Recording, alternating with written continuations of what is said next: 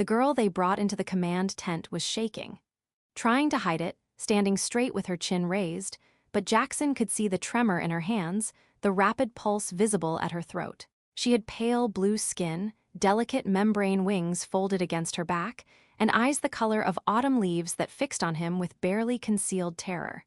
Corporal Hayes. Major Chen stood beside his desk, looking uncomfortable. The Syr'kai elders have requested to formalize the treaty terms with a traditional offering. This is Lira. She's been designated as your war prize. Jackson stared at his commanding officer. My what? It's an ancient custom, a gesture of submission and good faith. The elders believe. Sir, with respect, I don't want a person as a prize. I understand your discomfort, Corporal, but refusing would be interpreted as an insult. We've got a fragile ceasefire here. Thousands of lives depend on maintaining good relations. Chen lowered his voice. Take the girl, treat her well. We'll figure out the proper legal status later. But for now, we need this treaty to hold. Jackson looked at Lira, who stood perfectly still, like prey hoping a predator might lose interest. Her translator unit hung around her neck, probably feeding her every word of this conversation. Every word that reduced her to an object, a diplomatic necessity, a problem to be handled appropriately. How old is she? Jackson asked. Chen consulted his datapad. 22 by human equivalent, she volunteered. Volunteered? Jackson heard the bitterness in his own voice. Did she have a choice? That's not our concern right now. Our concern is maintaining peace. Jackson wanted to argue, to refuse, to tell Chen exactly what he could do with this custom. But he'd seen the casualty reports, walked through villages destroyed by fighting, medicked soldiers who'd never walk again, if refusing meant reigniting that carnage. Fine. The word tasted like ash. I'll accept. Lyra's eyes widened slightly, and Jackson saw her shoulders tense. Whatever she'd been told about human soldiers, whatever horrors she'd prepared herself for, they were probably playing through her mind right now. Good man, Hayes, dismissed. Both of you. As they left the command tent, Jackson walked slowly, keeping distance between them, trying to look non-threatening and probably failing. Lira followed 3 steps behind, silent, her wings held so tightly against her back they must have ached. His quarters were small and spare. When the door sealed behind them, Lira positioned herself against the far wall, as far from him as the space allowed. Her eyes tracked his every movement. Jackson pulled out his desk chair and gestured to it. Lira didn't move. Please, sit. She glanced at the chair, then back at him, clearly trying to identify the trap. Jackson sighed, walked to his footlocker, and pulled out a blanket. He tossed it on the floor in the corner, then sat down on it, putting himself physically lower than the chair. I'm not going to hurt you, he said, knowing his translator would render it in her language. You can sit, or stand, or whatever makes you comfortable, but you don't have to be afraid of me. Lyra's expression suggested she didn't believe a word of it. Fair enough. Why should she? Are you hungry? Thirsty? No response. Jackson got up slowly, moved to his supply locker, and pulled out a ration pack and a water bottle. He set them on the desk, then returned to his blanket on the floor. It's there if you want it. I'm going to sleep now. The bed's yours. I'll stay down here. He lay down, turning his back to her, giving her privacy, space, whatever he could offer with words meaning nothing. Behind him, he heard her breathing, quick and shallow, the rustle of her wings adjusting slightly. It took hours before her breathing slowed, before she moved from the wall. Jackson never heard her approach the bed, but eventually exhaustion must have won. Because when dawn light filtered through the small window, he found her curled in the chair, not the bed, watching him with those golden eyes, looking exhausted and confused and still terrified, but also uncertain. Why, she whispered, the first word she'd spoken to him. Jackson sat up carefully. Why what? Why didn't you? She couldn't finish the sentence. Because you're a person, not a prize, not a thing, a person. He rubbed his face, tired and angry at a situation neither of them chose. I didn't join the military to own people, Lira.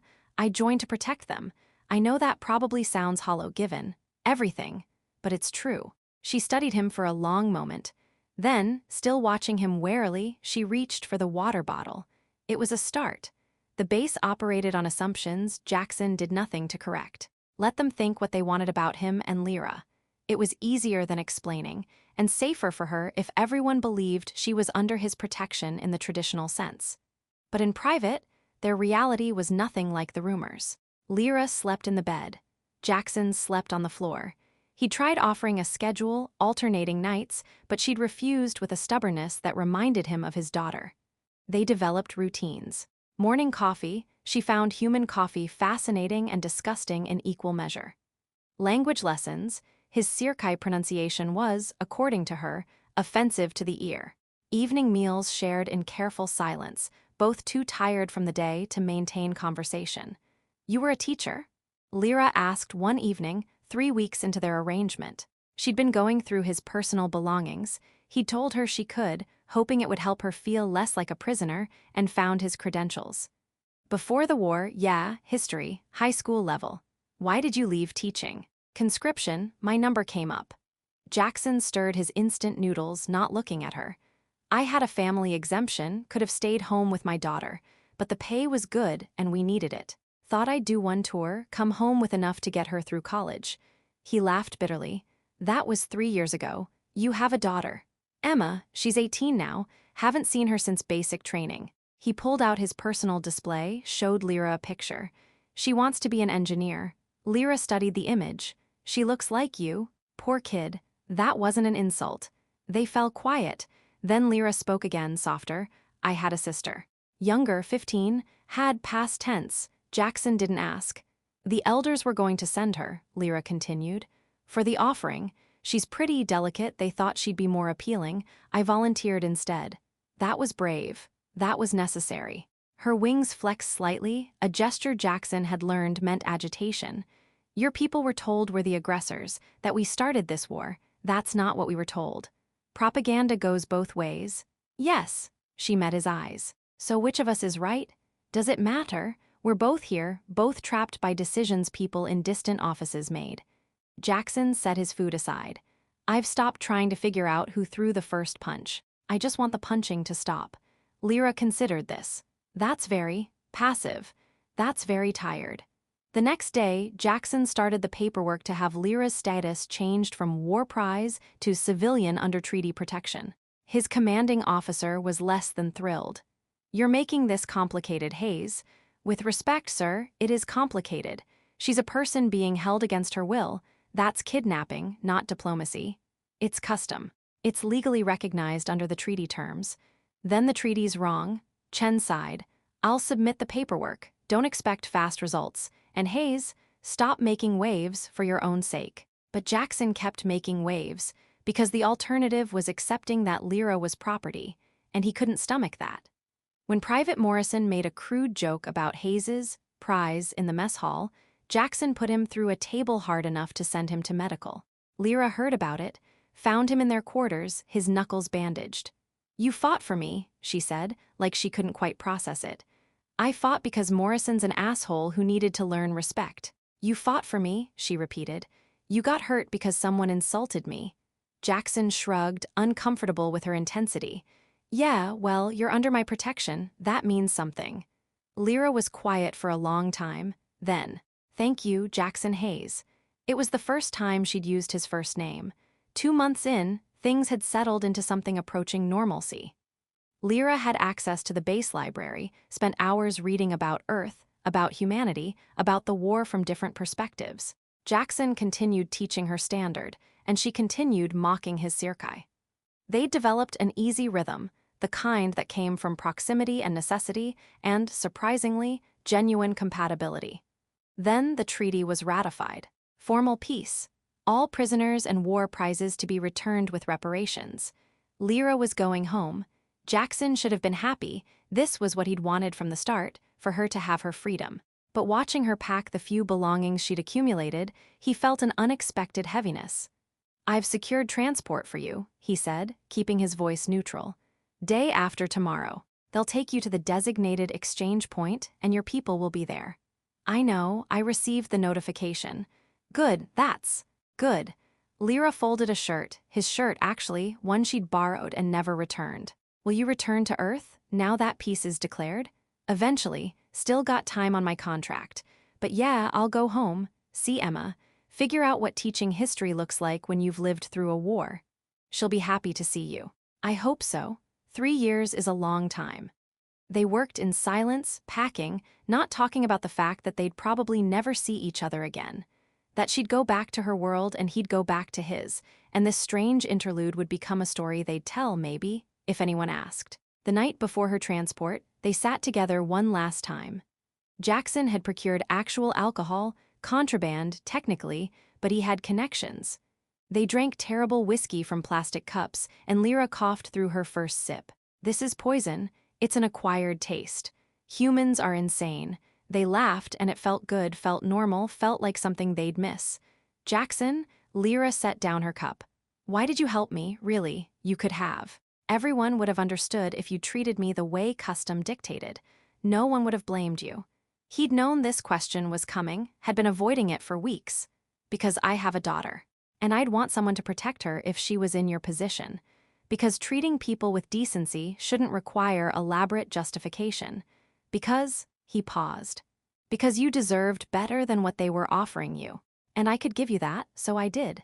Lyra's eyes shimmered with something that might have been tears.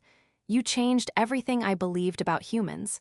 Most of us aren't great, but some of us try. You more than try. She left the next morning. Jackson walked her to the transport, carrying her bag, keeping the goodbye brief because anything longer would have been harder than either of them could handle. Lira paused at the ramp, turned back. If you're ever on Syr'kai, she said, look me up. I'll show you our Atmospheric Studies Center and teach you proper pronunciation. I'd like that. She smiled, wings spreading slightly in what he'd learned was Syr'kai for hope or joy. Then she was gone. Jackson stood watching the transport until it disappeared, then returned to his empty quarters. 3 days later, he got a message. Lira requesting a delay in her departure and permission to stay on base as a civilian consultant. Her atmospheric science expertise could help with terraforming contested zones. Command, confused but willing, approved. When Jackson found her in the civilian section, she was setting up a small lab space. Your pronunciation needs work, she said without turning around. I couldn't in good conscience leave you to continue butchering my language. That's why you stayed. That's one reason. Jackson leaned against the doorframe. What are the others? Lira finally looked at him. I spent my life being told humans were monsters. You proved that wrong. I want to understand a species capable of both the violence that started this war and the mercy that saved me. She paused, and maybe I wasn't ready to say goodbye. Yeah, Jackson said quietly. Me neither. Lyra's consultancy was supposed to last 3 months. It stretched to 6, then a year. She became a fixture on base. The Syr'kai civilian who worked with terraforming teams and had somehow befriended the grumpy human corporal everyone whispered about. Their friendship was easy, comfortable, built on shared meals and bad jokes, and a mutual understanding that some connections transcended the circumstances that created them. Jackson got his discharge papers. Time to go home, see Emma, figure out civilian life. The night before his transport, Lira found him packing. So this is it, she said. Transport leaves at 0600. You'll be a good teacher again. Better than before, probably. You've lived through what you were teaching about. Hope so. He folded his uniform, set it aside. What about you, staying? For a while, the atmospheric work matters and... She trailed off. And I've found something here. Purpose, maybe, or just a place where I'm not defined by what happened to me. She moved to sit on his footlocker. Jackson, can I ask you something? Always. If I hadn't been brought to you as a prize, if we'd met some other way, do you think we'd have been friends? He considered the question seriously. Yeah, I think so. You're smart, funny when you want to be, and you call me out when I'm being an idiot. That's basically my criteria for friendship. Good, she smiled, because I'd like to stay friends, even with you back on Earth and me here. We can do that. Technology's pretty good these days. They stayed up late, talking about nothing important, both avoiding the goodbye that waited in the morning. When Jackson's alarm went off at 5, Lira was asleep in the chair, her wings draped over the armrests, looking peaceful in a way she never had those first weeks. He didn't wake her, just left a note. Your pronunciation lessons worked. Thanks for everything. Stay safe. The transport lifted off, and Jackson watched the base shrink below, thinking about a girl who'd expected slavery and found friendship instead. about mercy in small moments, about how sometimes the most important thing you could do was treat someone like they mattered. 2 years later, Jackson was teaching again, history and ethics at a community college, trying to give his students context for the war they'd grown up during. He got messages from Lira regularly, updates on terraforming projects, complaints about bureaucracy, bad jokes she'd learned from other humans. Then one day, a different message: I'm coming to Earth. Conference on atmospheric restoration. Any chance you're free for coffee? I promise not to mock your pronunciation. Much. He wrote back immediately, I'll clear my schedule, and my pronunciation has improved. When they met at a cafe near campus, it had been 2 years but felt like no time at all. Lira looked good, confident, settled, her wings held relaxed instead of tight against her back. They talked for hours, catching up, laughing, falling back into the easy rhythm they'd established. You saved me, Lira said as they walked through campus. Not just from the obvious. You saved me from believing the worst about humanity, about what people with power do to people without it. You saved me too, Jackson replied. Reminded me why I wanted to teach in the first place, that even in the worst circumstances, you can choose to be decent. We saved each other then. Yeah, I think we did. They stayed friends, visiting when possible, messaging regularly, maintaining a connection that started in the worst way imaginable and became something precious. Romance never quite developed. The power imbalance at the start had created boundaries neither felt right crossing. But friendship, deep and lasting, felt like enough. Jackson went on teaching, using his story with Lira as a case study in ethics. How laws and customs can be wrong, how individual choices matter, how mercy doesn't require elaborate justification. Emma, now graduated and working as an engineer, liked Lira when they finally met, appreciating the person who'd reminded her father that decency was possible even in war. Lira continued her atmospheric work, becoming a leading voice in restoration efforts. She spoke publicly about her experience, challenging Syr'kai prejudices against humans, arguing that peace required seeing former enemies as people. The war prize who thought she'd be enslaved instead found freedom and purpose. The soldier who expected to fight monsters chose to be better than what war demanded. And both carried forward a simple truth: that mercy, however complicated, however imperfect, can reshape the world one choice at a time. Years after that first terrifying night, Lira gave a speech at a joint human Syr'kai conference. Jackson watched the live stream from his classroom, where his students had asked to see it. I was given to a human soldier as a prize, Lira said to the assembled crowd. I expected cruelty. I received kindness. That one choice, his choice to treat me as a person rather than property, changed everything I believed. It changed me, and I hope, in some small way, it contributed to changing how our species see each other. She paused, looking directly into the camera. Jackson Hayes taught me that mercy doesn't require permission, that decency doesn't